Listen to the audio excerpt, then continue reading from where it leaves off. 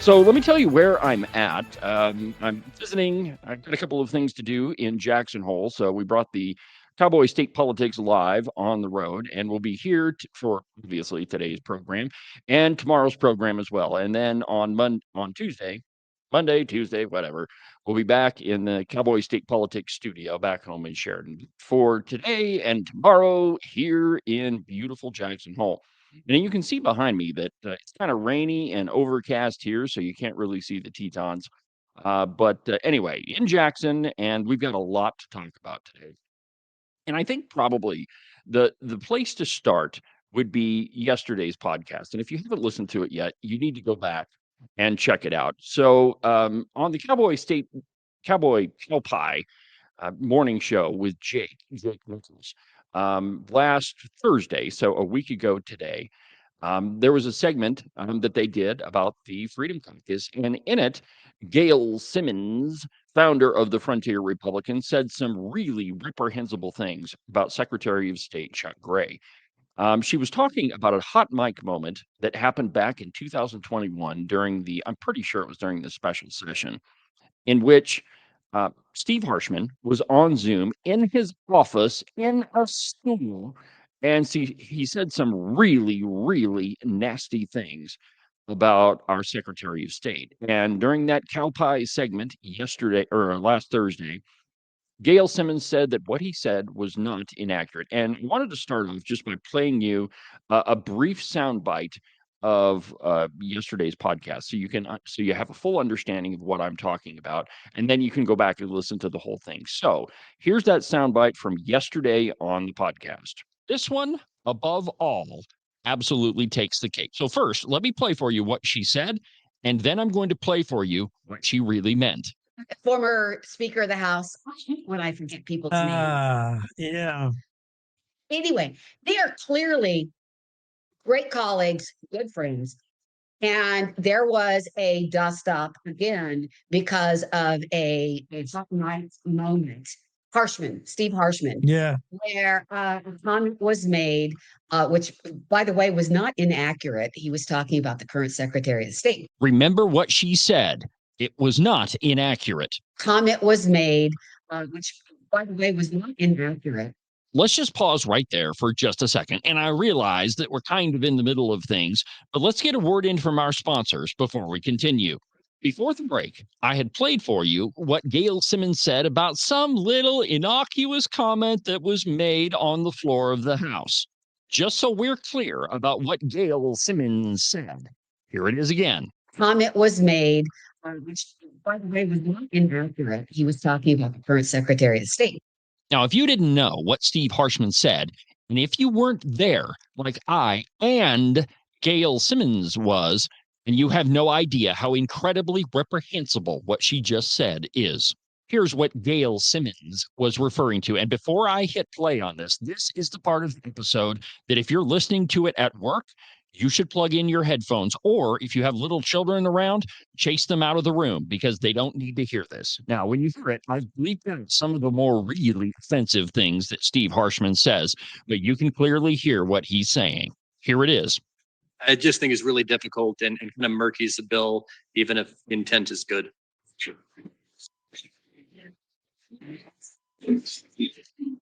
We've got somebody online needs to turn off their. Thank you. What he said was Chuck Gray, F, and then a homosexual slur. And then he said little effing, and then the same homosexual slur. It was made, which, by the way, was not inaccurate. Cowboy State Daily, Gail Symons, and Jake Nichols owe Wyoming Secretary of State Chuck Gray a formal apology. Not that I think they'll ever get one. So that was yesterday on the podcast, and I'm telling you, my friends, if you look at the comments on that episode, and if you feel so inclined to look at Gail Symons' page, you can see all of her attempts at doing the Olympic backpedal. Apparently, I'm an obscure third-rate podcaster, and that she lives rent-free in my head. It's not entirely true, my friends. I believe in the truth, and I believe calling out the bullcrap when it's appropriate. The Cowboy State Daily, the Cow Pie, they are the largest news outlet in Wyoming, and They've said some really reprehensible things about the Secretary of State, and they have to be held accountable. And right now, they're not. The only outlet that's holding those people accountable is this one. So if you want to hear the whole thing, and by the way, that whole segment with Jake in the cow pie, which by the way, ask yourself, who lives in a cow pie? And it's probably the people that were running that show. But anyway, the whole thing was a Freedom Caucus bashing session. And it doesn't really matter to me if if you like the Freedom Caucus, if you sympathize with them, if you like their policies, that doesn't really, or if you don't. I mean, if you think that they're a terrible group of people, which they're not, I know all of them, and they're a group of people that they're just interested in your freedom. They're interested in doing the best thing for this state. And, you have to admit that this state has been run by a bunch of liberals for the last 50 years. And so the first time that conservatives are actually in power, it's a pretty big shock to the system. The truth is, my friends, that this state taxes you too much, it spends too much. And if we don't pay attention to what we're doing, and I've talked to several members of the Appropriations Committee that have told me in 3 or 4 or 5 years, if we don't change what we're doing, we are going to be operating in the red. That is spending more money than we're actually bringing in, which is a shocking. I mean, the last biennial budget was $11.5 billion. $11.5 billion for a state that has 568,000 people. I mean, I haven't done the math on that, but I'm guessing that that's a crap load for every man, woman, and child that lives in this state. And if we don't change that and change it soon, we are going to be operating in a deficit. And if getting our finances right and making sure that the government isn't taxing the bejesus out of you. If you think that that's a good thing, then maybe you ought to stop listening to Gail Symons and Jake Nichols and the cow pie for that matter, and just do your own research. Because the truth is, my friends, that the cow pie and it's not just them; it's the entirety of the Wyoming media. They're just lying to you about a great many things, and it's a narrative that's meant to help the liberal redcoats maintain power. Yeah, and that's all that it is. Those people will spend every single dollar that is not nailed down. I can't tell you how many times I've been sitting in the gallery in the House of Representatives, and they've announced, "Hey, we have 3, 4, $5 billion to spend." Now you would think that the way things work in your household and my household is you don't spend every red cent that you see laying around. But these redcoats in Cheyenne, most of the time, they will make sure that they spend every single dollar that is available. And the truth is, my friends, if there is excess money in tax revenues, it means you're taxing too much. I mean, if you got more money left over than is absolutely necessary to cover the necessary functions of government, then you're taxing people too much. And you just really need to lay off. But you're never going to get the redcoats to agree to that. And the media, well, they're pretty much in bed with all the liberals. So that's why in the cow pie, you get a whole bunch of crap. I know. I mean, that's what they are. So that's where we're going to begin this morning. In the cow pie, an article entitled "Now a Candidate for Governor, 50-Year-Old Rule Says That Eric Barlow Can't Chair a Committee." And before I get into the piece, I just want to explain some weird little eccentricity about the Wyoming legislature. You would think that if you have one position and that you're going to run for another position, that you would have to resign the first one.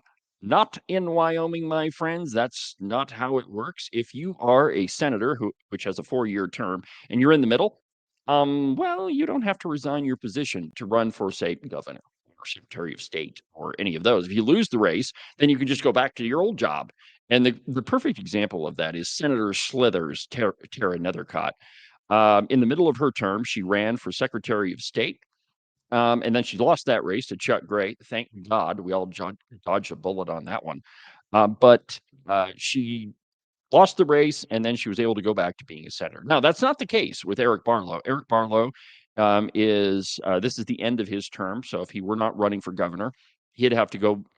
I mean, he would have to run for his Senate seat again. But here's what the cow pie says, and I quote: Now that State Senator Eric Barlow has announced that he's running for governor, he stepped down as chairman of a state legislative committee, and that's Health and Labor, which that in and of itself, my friends, is absolutely unconscionable. There's yet another podcast that I did about Eric Barlow's voting record, and the truth is that when Eric Barlow is not in power, when he is not a chairman, and when he was not the Speaker of the House, he actually voted for some pro-life bills. Not all of them, some. In fact, the very first piece of pro-life legislation that Eric Barlow got to vote on was the heartbeat bill. And you guessed it, he voted against it. But by and large, and I don't even know how you can be kind of pro-life. I guess that's like being kind of pregnant. You can't be kind of pregnant, no pun intended, my friends, but you either are or you aren't. Well, when Eric Barlow was the chairman, or when he was the Speaker of the House, he stuffed every single pro-life bill he could think of, and that would not get that much attention, into his drawer, and it never saw the light of day. And so the long and the short of this is that when Eric Barlow's name was going to show up as voting yay or nay on a pro-life bill, he voted for it. But when he could hide his vote from Wyoming citizens, that's when he stuffed it in the drawer. And so for him to be the chairman of Health and Labor, which is the committee that all pro-life bills usually go to, um, it's absolutely unconscionable. There's a Bo Beitman cannot, I mean, I cannot believe, I can, because it wasn't Bo Beitman that assigned the committees. It was probably Eric Barlow himself. But I mean, that's a story for another matter. Well, anyway, Eric Barlow has to step down from Health and Labor.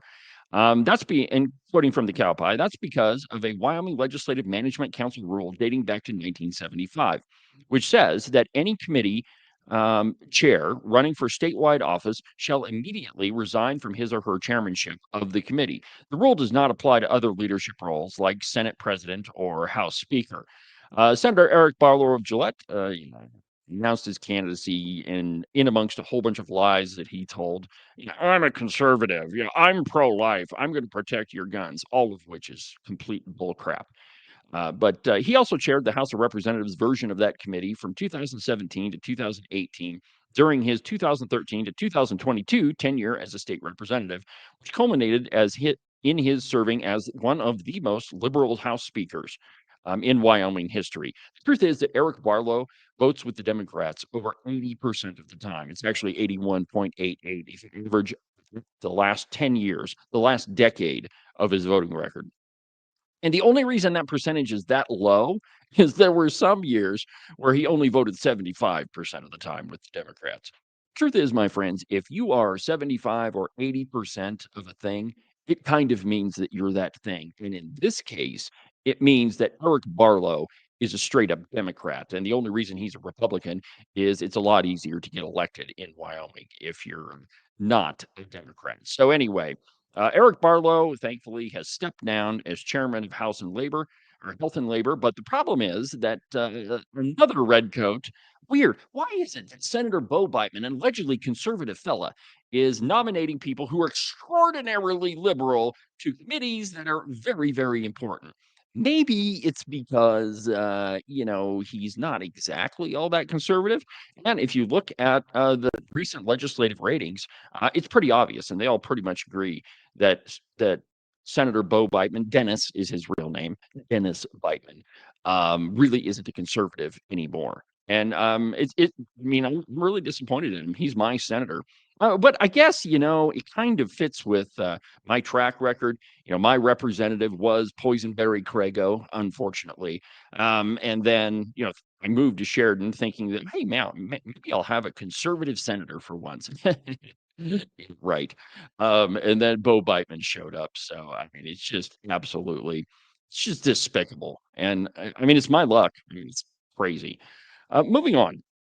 Now, and I've got a couple of stories that are all about the stupid idea that people can be trans, that somehow if you're a man, you can think that you're a woman and that makes you a woman, or that you're a woman and you can become a man. I mean, it's absolute lunacy. But there's a story, and I'm going to get to it here in just a second. But a Wyoming federal judge has dismissed the lawsuit against well, I think this sorority was Kappa Gamma, because they allowed Artemis Langford to be a member, which, by the way, his real name is not Artemis. His real name is Dallin James Langford. Now, I don't know if he's legally changed it since then, but I mean, his real name was Dallin James. But before we get there, there's a piece in the Daily Wire that I think sets this up perfectly because it shows you the lunacy, the left wing craziness that this federal judge is operating on. But this is from the Daily Wire. Quote, please contact our office. Democratic lawmaker tells kids that she'll help them undergo gender procedures.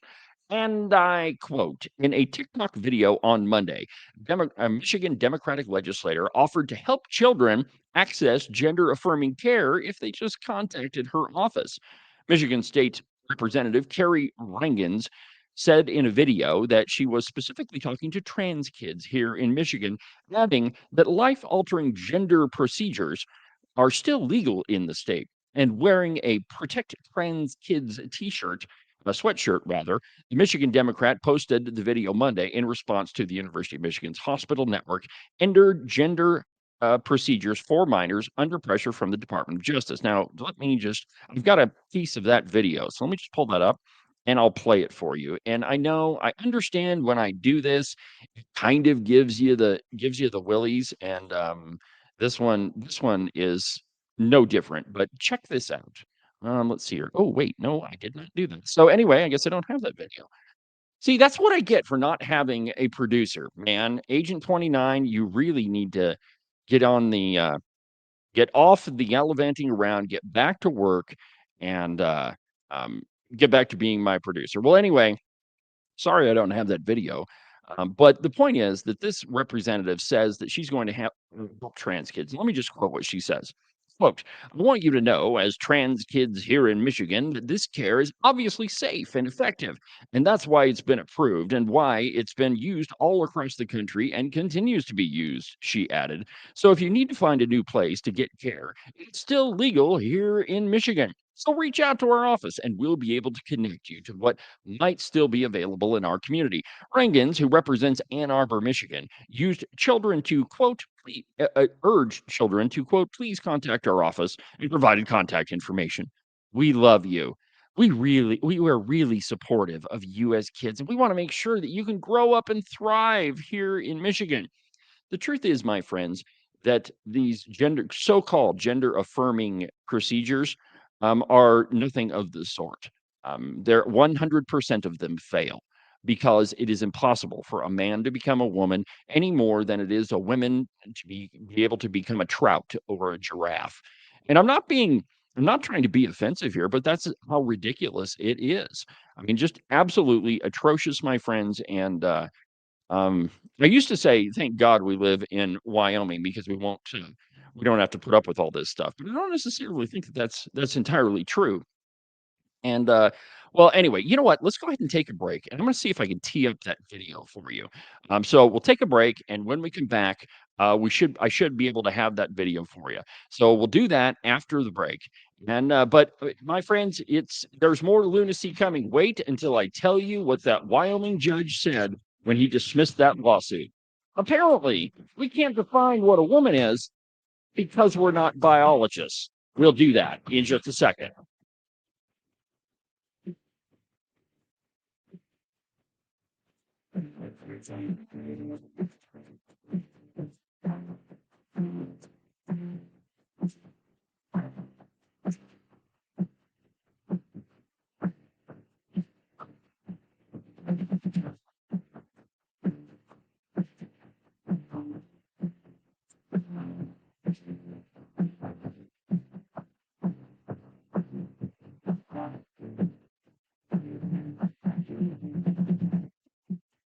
Ever since gold backing was removed from the dollar, the value has dropped significantly over the past few decades. Experts say this is one of the main reasons goods are more expensive and your savings are worth less each year. How would you know how many dollars to save for retirement if the valuation of the dollar changes over time? Would you work all week for that $20 gold piece? Let's look at the valuation of this coin from the 1970s to today. When President Nixon took us off the gold standard in 1971, this coin traded for about $275. Today, it trades for about $14,000. Buying and holding rare coins using only a fraction of your portfolio is our suggested way to save for the future. Call U.S. Coin Capital at 1-800-878-2646 to get your free United States Gold and Silver Buyer's Guide. Make sure that you subscribe and follow the Cowboy State Politics podcast. You can do that from the website, cowboystatepolitics.com, or anywhere that you get your podcasts. That way, you'll make sure that you won't miss a single episode of Cowboy State Politics. Welcome to Lessons in Civility by Morton Buildings. Gentlemen, is your garage completely jam-packed full of all of your unnecessary crap? And your lovely wife has been on your tail, nagging you nonstop to clean it out? It's not because she just wants to incessantly irritate you. Chivalry dictates that you should clear out a space so she can park her car inside and you don't end up sleeping on the couch anymore. Do that. Contact Nick and Jesse at Morton Buildings. Their phone number is 307-674-2532. Not only are they the experts in metal building construction, they're also skilled at keeping you out of the doghouse.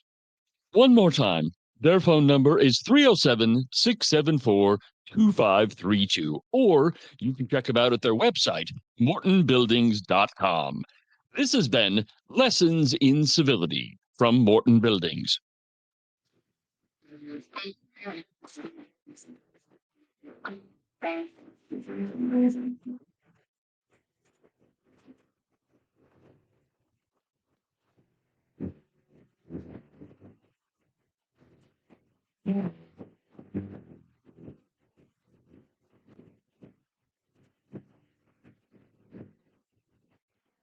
Welcome back to the program. David Iverson, Cowboy State Politics Live on the road in Jackson. You can watch Cowboy State Politics Live on YouTube, Facebook, X, and on Rumble. And certainly, definitely, you don't want to miss the Cowboy State Politics podcast. Yesterday's, my friends, was a doozy. If you missed it, go back and watch that thing where I hold the Cowboy State Daily Morning Show, Cow Pie Morning Show, Jake Nichols and Gail Symons accountable for their outrageous behavior. And it's honestly, Secretary of State Chuck Gray deserves a formal apology. Not that I think that he'll ever get one. Well, my friends, today is August 28th, the 62nd anniversary of Martin Luther King Jr.'s I Have a Dream speech, which he delivered on the National Mall. And it's every time I hear this speech, my friends, it absolutely gives me shivers. And I've got a quick video for you here.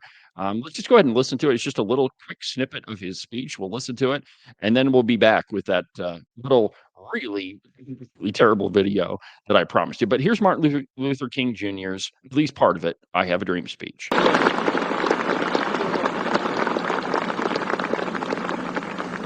So even though we face the difficulties of today and tomorrow, I still have a dream. It is a dream deeply rooted in the American dream. I have a dream that one day this nation will rise up and live out the true meaning of its creed. We hold these truths to be self-evident, that all men are created equal.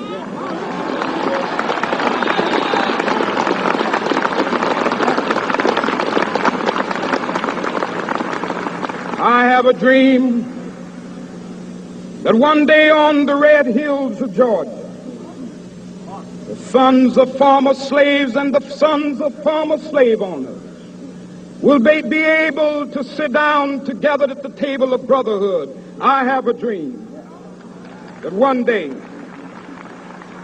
even the state of Mississippi, a state sweltering with the heat of injustice, sweltering with the heat of oppression, will be transformed into an oasis of freedom and justice. I have a dream that My poor little children will one day live in a nation where they will not be judged by the color of their skin, but by the content of their character. I have a dream today.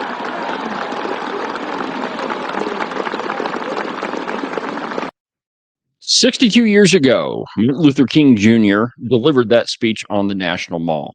And if you ever get a chance to go to Washington, D.C., I mean, there's a lot of places that you need to go look at. One of them is the Lincoln Memorial on the National Mall. The first and only time I was there, that is the number one place that I wanted to go to. Very first on the list.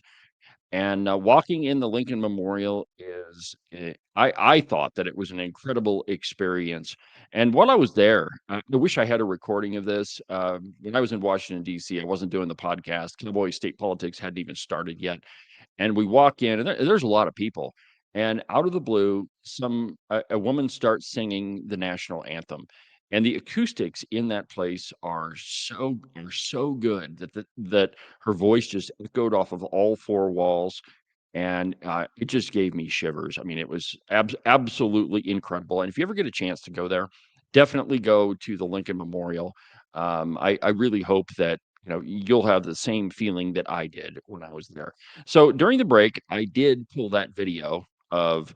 And I mean, this is terrible, but it's a Michigan representative saying that she's going to help trans kids with their gender transition as if they were actually a thing. But go ahead and watch this. I don't know how much of this we're going to be able to play. I may barf before we get to the Hey, end of it, but here State it is. Rep Carrie Rangans here, and I am recording a video today to talk to you, trans kids here in Michigan.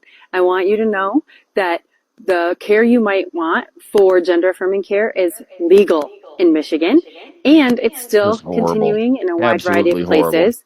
You may have heard that the University of Michigan is going to stop doing some of the safe and effective care. They're choosing to do that. Okay, The all right. grown-ups I can't. No, stop. I can't take it anymore. This is an elected representative to their state legislature, and she's lying to her constituents, and she knows that it's a lie. This gender transition crap, I mean, that's exactly what it is. Uh, a man cannot become a woman any more than a woman can become a rhinoceros, even though there are a lot of, I can't even say that. I almost said that, although there's a lot of women in our legislature that have become rhinos. There's a state Senate president that's become a rhino. So maybe that type of transition works, but certainly not when women try to become men or the reverse. My friends, we've got to get back to reality. We're living in a time where um, there are people that know better that are just lying to you. And let me give you a great example of one.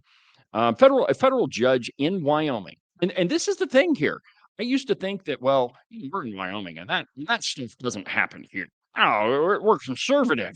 We would never have radical judges that make rulings that make absolutely no sense. But I and you and everybody else are definitely mistaken. From the cow pie, in an article entitled Federal Judge Confused by Trump's Definition of Woman Dismisses Lawsuit Filed After Man Joins Wyoming Sorority. Now, we've heard this story for a long time. This case has been appealed a couple of different times, as it rightfully should, in that we have a federal judge in Wyoming. And just wait until I read you what his reasoning is. But here, from the piece, and I quote, sororities may define the word woman beyond just individuals born with a certain set of reproductive organs, a judge says. A federal judge has dismissed a lawsuit filed by former members of Kappa Kappa Gamma chapter at the University of Wyoming after the group admitted a male member, Artemis Langford, in 2022. And again, his real name is not Artemis. It's Dallin James Langford.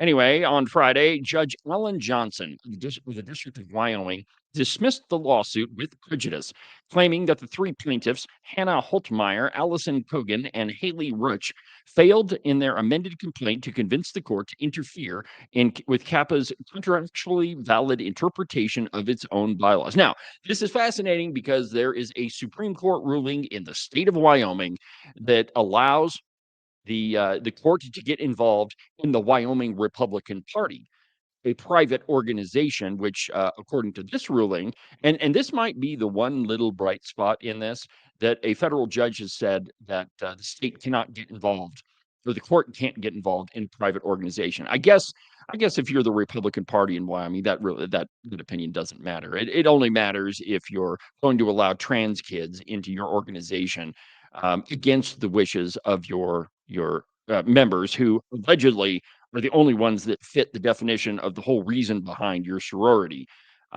This thing is so confusing, my friends, that it's hard to put your finger on. But here's what the judge says: "Quote, nothing in the bylaws or the standing rules requires Kappa to narrowly define the words women or woman to include only those individuals born with a certain set of reproductive organs, particularly when even the dictionary cited by the plaintiffs offers a more expansive definition. We are required to leave Kappa alone." Though the plaintiffs noted that President Donald Trump provided a national standard for the terms in an executive order earlier this year, stating that women shall mean adult human females, and female means a person belonging at conception to the sex that produces the large reproductive cell. Johnson, perhaps paraphrasing Ketanji Brown Jackson, expressed confusion about Trump's clear-cut definitions. Quote, "We're not entirely sure," and this is what the judge said. Okay, so you are a guy who's been confirmed by the Senate, and you're put on the bench by a president, and this is the reasoning. Listen to this crap. Quote, "We are not entirely sure what this definition means, not having a degree in biology." Oh my God, my friends. Every single person that is walking the face of the earth was born from a woman. There is no exception, my friends. Fish do not have human children, nor do giraffes or rhinoceroses or hippos or anything else. Only a woman, a human female, can give birth to a human being. Now, I don't understand why it's so difficult for the court and for these radicals, and that's just what it is. I mean, they're pushing a radical agenda that has not based in fact, and the whole genesis of their argument is to convince you of things that are just not true. Here's why. If you can be convinced that a man can become a woman, that one of the most fundamental truths that every single person on the face of the earth understands, that is, they have a mommy and a daddy, that is what was required to make them. If you can be convinced that that is no longer true, then you can be convinced of anything. You can be convinced that we should tax the bejesus out of anybody, or that Marxism is good, or that maybe a totalitarian regime under the Democrats is what we really need to have. And if that sounds ridiculous, I am not wrong with this, my friends, that it is an attack on the essential truths that we all know. That's what it is. And now that we have federal judges, now here's another interesting point. Not only do we have another Wyoming Supreme Court ruling that says that the court can get involved, or that the court can get involved in private organizations like the Republican Party, but we also have the "What is a Woman" Act that was passed by this past legislature, that clearly defines what a man and what a woman is. So apparently, this federal judge can't look at Wyoming law and has to make up his own definition. Let's see here. And this is from the Blaze, by the way. This is the Wyoming paper put this out. Anyway, he says, in any case, he said, those definitions are limited to the executive branch and its, quote, interpretation of federal laws and administration policy, and have no bearing in the world of private contracts, except, of course, if you're the Republican Party, such as those between the official organization based out of Ohio and its membership. In short, we are required to leave Kappa alone. Now, Johnson is also the judge that dismissed a previous complaint by the same members of the Kappa Kappa Gamma sorority at UW on similar grounds, claiming that the Kappa organization had not defined what a woman is in its bylaws, and therefore neither would he. The court will not define a woman today, he wrote in August 2023. So Alan Johnson is a radical Democrat judge that needs to be removed from the bench. However that works. I mean, if you're not willing to actually look at biologic fact that he himself knows, and correct me if I'm wrong, but I'm pretty sure that Alan Johnson is the result of a female human giving birth to him. I mean, I might be wrong about that, but I'm pretty sure that that's the case. How is it that we can be sure of anything? And it's just another example of federal judges that are, that are just doing whatever they want to do, regardless of what reality is. or what and again, my friends, this thing is so frustrating because we all know what the truth is, and there are people in positions of power that they refuse to admit it. And it happens in Wyoming. Alan Johnson is from Wyoming.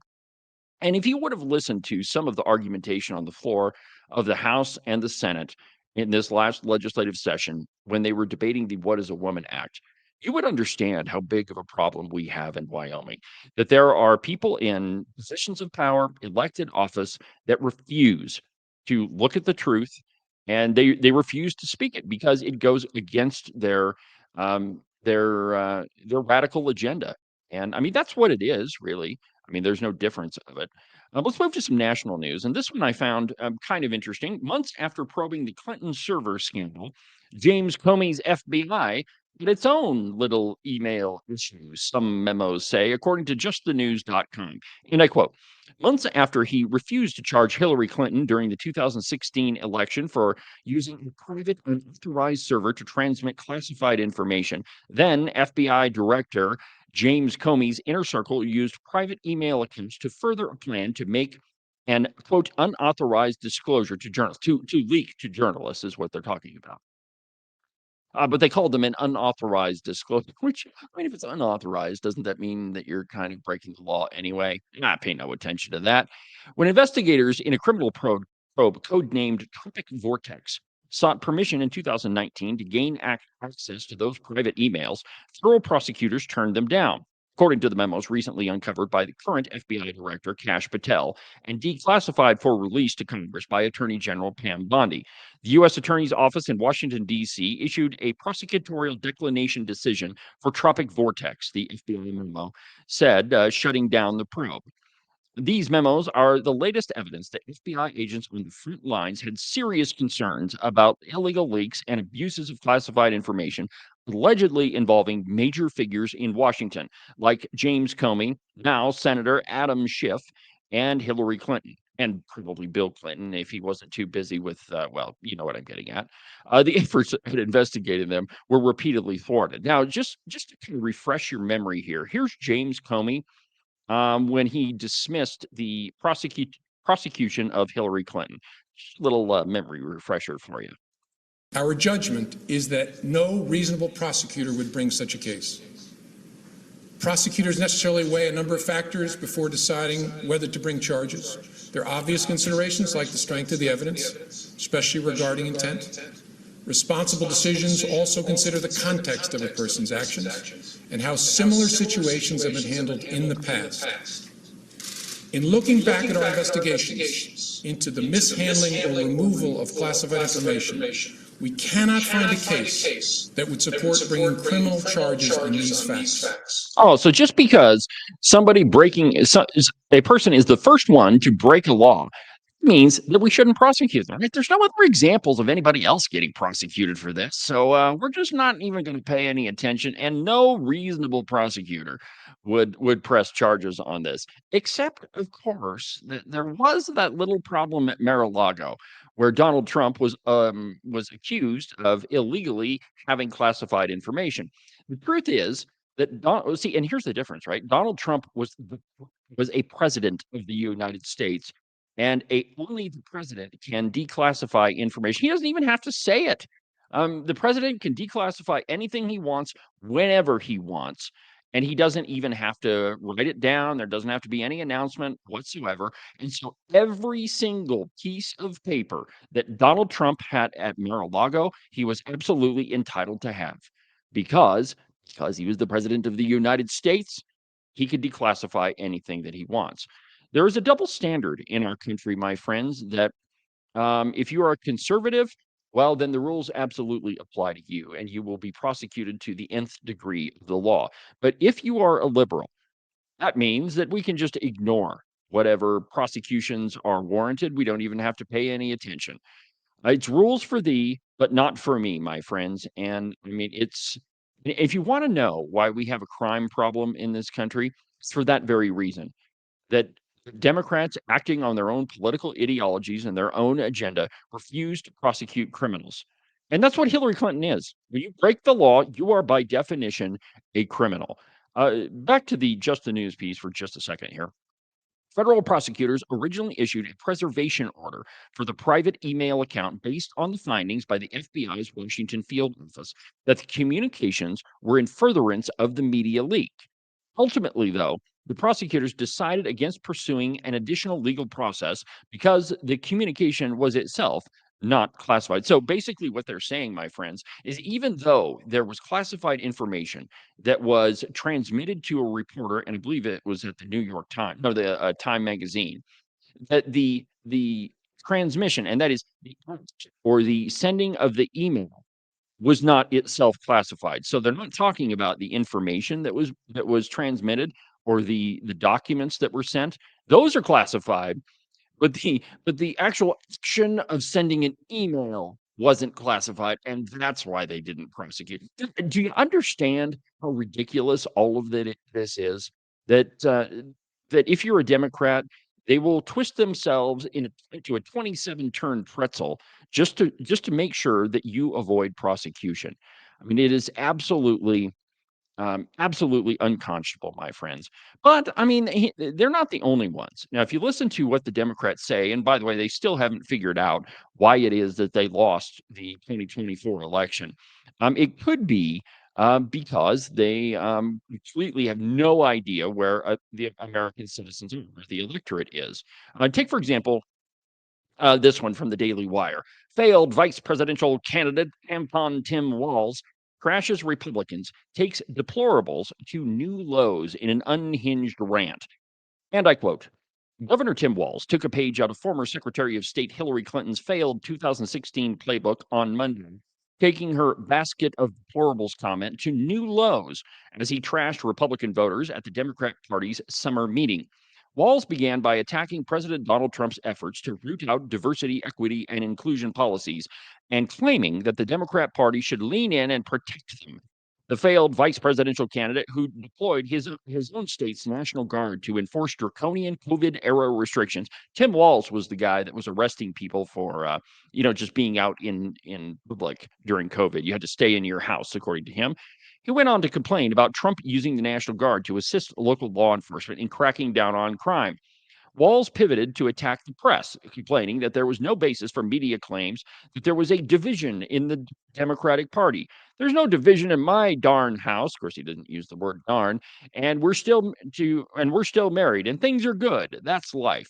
Here is Tampon Tim Walz saying it. Listen to this, man. There's no wonder why this guy didn't get elected. Check it out. Proud to be a diverse party. We are proud of the diversity.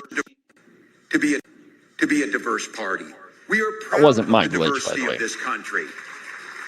We're not shying away from diversity as a strength and equity as a goal and inclusion being the air we breathe. That's what we should be doing.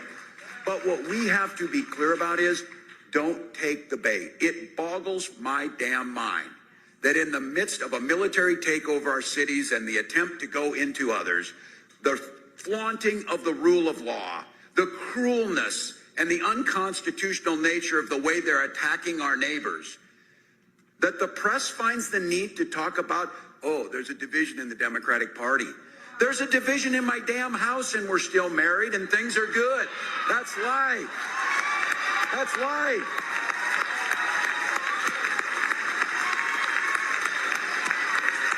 We are strong. We are strong because we challenge each other. We are strong because we're held accountable. We're strong because we believe that there's a place for everyone here.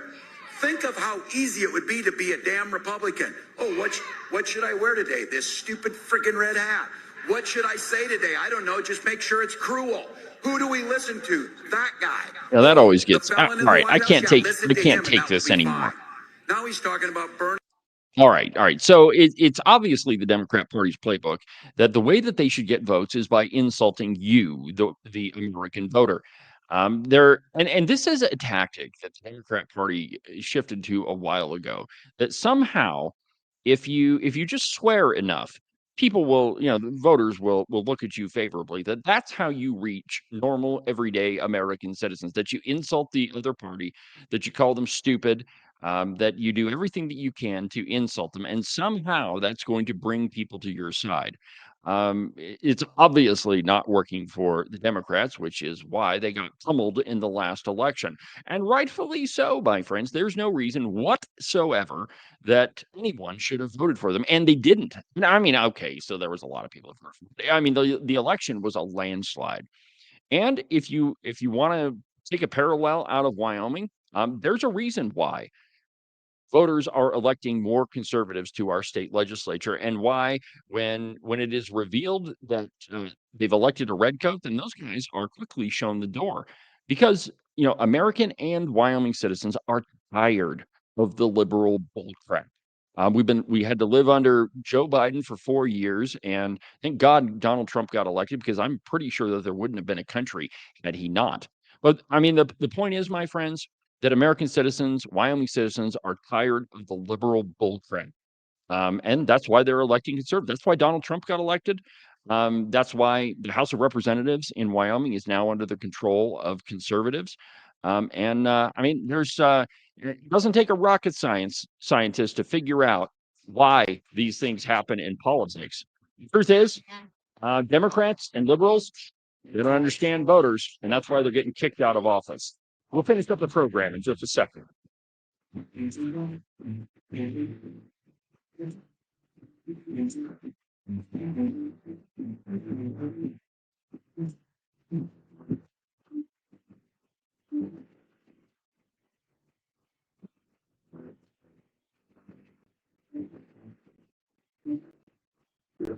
Are you tired of all the meaningless political drivel floating around right now? Endless commentary that really doesn't have anything backing it up? Do you long for the days of true investigative journalism coming from an authoritative source who really doesn't care how popular and good looking a politician is? Fortunately for you, that's what I do on Cowboy State Politics. New episodes are published every Monday, Wednesday, and Saturday, and you can get them anywhere that you get your podcasts. iHeartRadio, iTunes, TuneIn, really any of them will work. But the easiest way is just to go to the website, cowboystatepolitics.com. There you can find all of the shows, as well as any of the articles I might bring up during the course of the program. Cowboy State Politics Live, program you're listening to right now, is broadcast every Tuesday through Friday, beginning at 8 a.m. Pay attention to all of that other block-headed nonsense if you want. Just make sure that you don't miss an episode of Cowboy State Politics. And now, back to our program.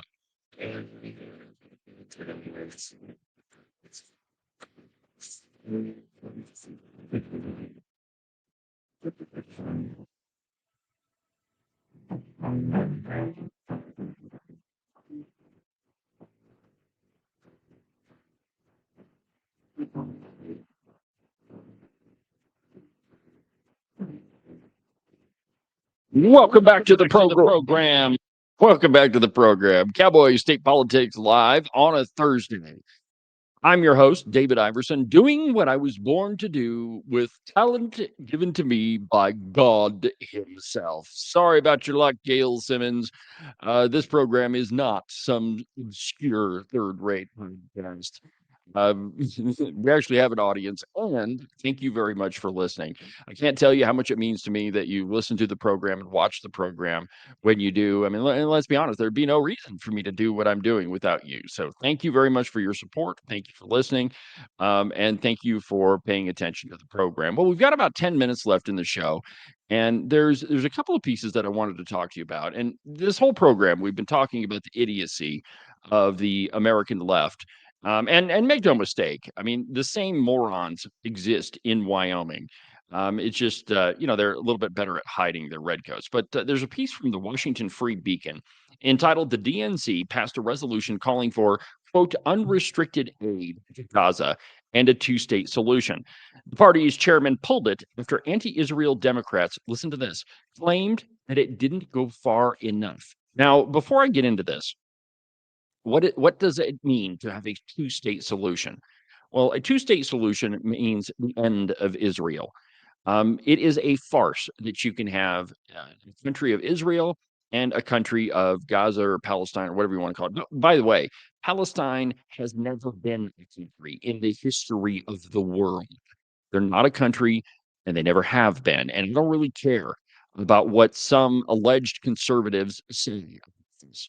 Now, have you noticed that there is a dramatic increase in the amount of anti-Semitism online? And a lot of it is coming from people who are allegedly part of our own party.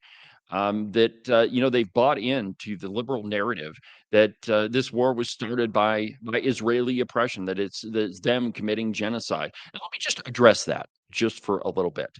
Um, it is not genocide. It's called a war.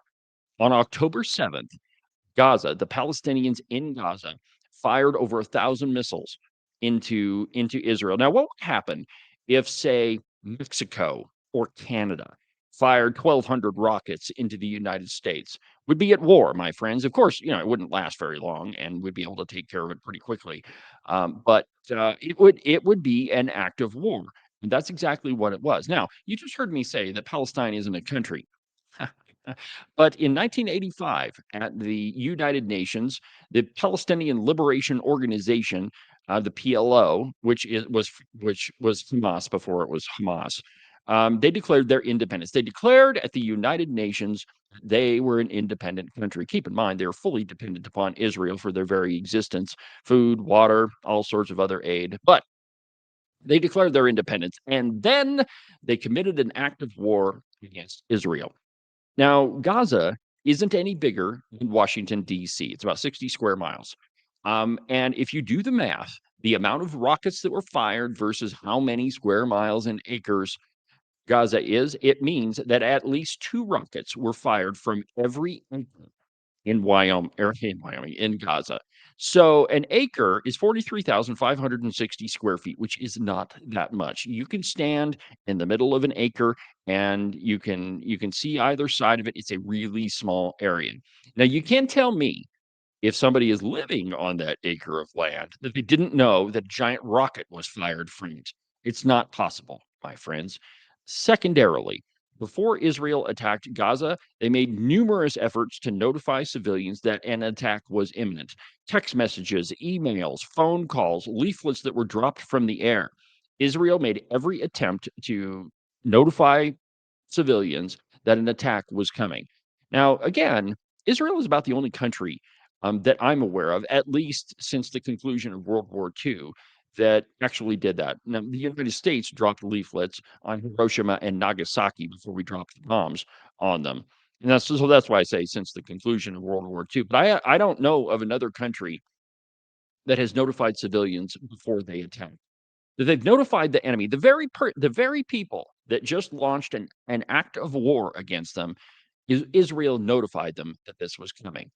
And so if you are a civilian and you're told, get the heck out, an attack is coming, and you're told multiple times and you stay there, kind of means that you're sort of complicit with it. This is war, my friends. This is not sticks or tiddlywinks or anything else. It is war, and the war has not been concluded, no matter what the liberal media wants you to believe.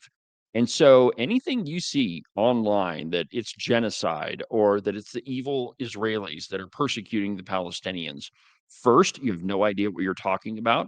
Second, you're paying attention to off the wall Looney Tune conspiracy theories, some of which are being propagated by some very prominent Republicans. And it's just not the truth, my friends.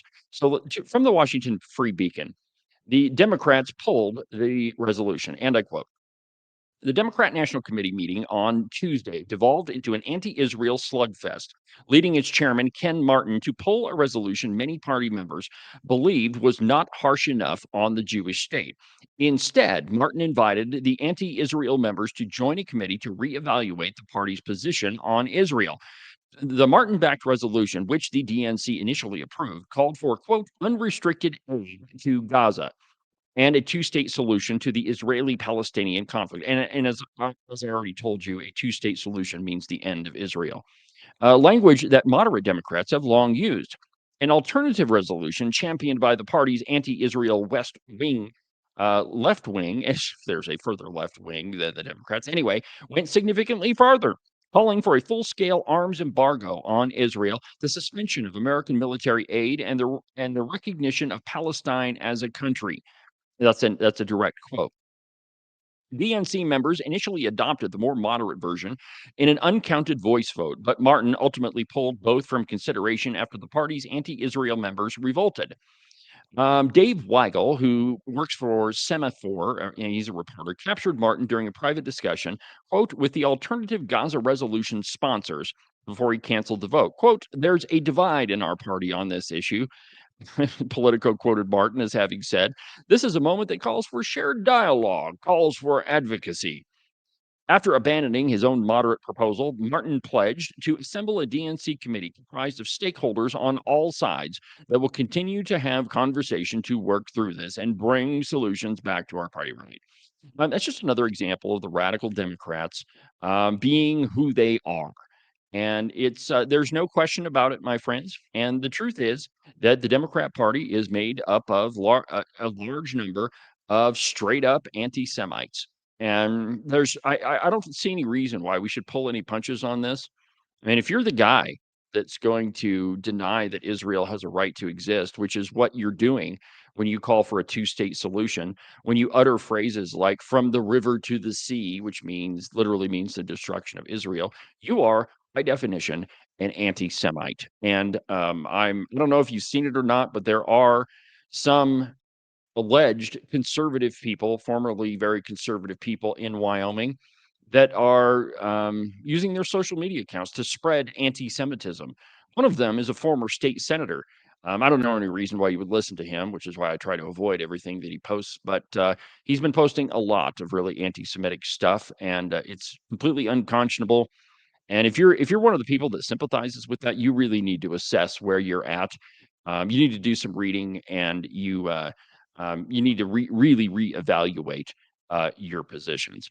Well, my friends, we burned up another busy broadcast hour on the program.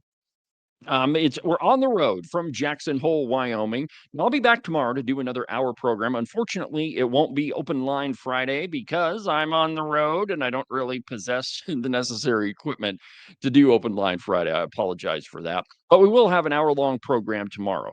Make sure that you stay tuned to Cowboy State Politics Live. You can listen and watch the live program every Tuesday through Friday, beginning at 8 a.m. And definitely don't miss the Cowboy State Politics podcast.